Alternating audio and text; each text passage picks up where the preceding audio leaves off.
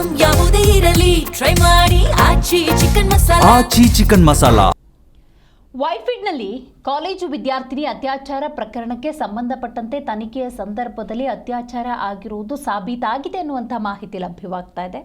ಸಂತ್ರಸ್ತೆ ಆ ಎಲ್ಲ ವಿಚಾರಣೆಯ ಸಂದರ್ಭದಲ್ಲಿ ಹೇಳಿಕೊಂಡಿದ್ದಾರೆ. ವೈಟ್ಫೀಲ್ಡ್ನಲ್ಲಿ ಕಾಲೇಜು ಸ್ಟೂಡೆಂಟ್ ಅತ್ಯಾಚಾರ ಪ್ರಕರಣ ತನಿಖೆಯ ವೇಳೆ ವಿದ್ಯಾರ್ಥಿನಿಯ ಮೇಲೆ ಅತ್ಯಾಚಾರ ಆಗಿರುವುದು ಸಾಬೀತಾಗಿದೆ. ಬೆಳಗಿನ ಜಾವ 3:30ಕ್ಕೆ ಟೀ ಕುಡಿಯೋದಕ್ಕೆ ಆಕೆ ಹೋಗಿರ್ತಾಳೆ. ಪಿಜಿ ಗೇಟ್ ಬಳಿಯಿಂದ ಎತ್ತೊಯ್ದು ವಿದ್ಯಾರ್ಥಿನಿಯನ್ನು ಅತ್ಯಾಚಾರ ಮಾಡಲಾಗಿದೆ. ಮಹಿಳಾ ಅಧಿಕಾರಿಯ ಮುಂದೆ ಆ ಘಟನೆ ಏನೇನಾಯಿತು ಅನ್ನೋದನ್ನು ಸಂತ್ರಸ್ತೆ ವಿವರಿಸಿರೋದು. ವೈದ್ಯಕೀಯ ವರದಿಯಲ್ಲೂ ಕೂಡ ಅತ್ಯಾಚಾರ ಆಗಿರುವುದು ಸಾಬೀತಾಗಿದೆ. ಪಿಜಿ ಬಳಿಯೇ ಯುವತಿಯ ಕುತ್ತಿಗೆಯನ್ನು ಹಿಚ್ಚುಕಿ ಪ್ರಜ್ಞೆ ತಪ್ಪಿಸಿದ್ದಾನೆ. ಸಮೀಪದ ಶೆಡ್ ಒಂದಕ್ಕೆ ಎತ್ತೊಯ್ದು ಆಕೆಯನ್ನು ಅತ್ಯಾಚಾರ ಮಾಡಿರೋದು. ಯುವತಿ ಎಚ್ಚರವಾದಾಗ ಶೆಡ್ನೊಳಗೆ ಆಕೆ ನಗ್ನ ಪರಿಸ್ಥಿತಿಯಲ್ಲಿ ಇರ್ತಾಳೆ. ಸೆಕ್ಯೂರಿಟಿ ಗಾರ್ಡ್ನಿಂದ ಕಾಕಿ ಹಾಗೂ ಪಿಜಿ ಮಾಲೀಕರಿಗೆ ಮಾಹಿತಿ ಲಭ್ಯವಾಗಿದೆ.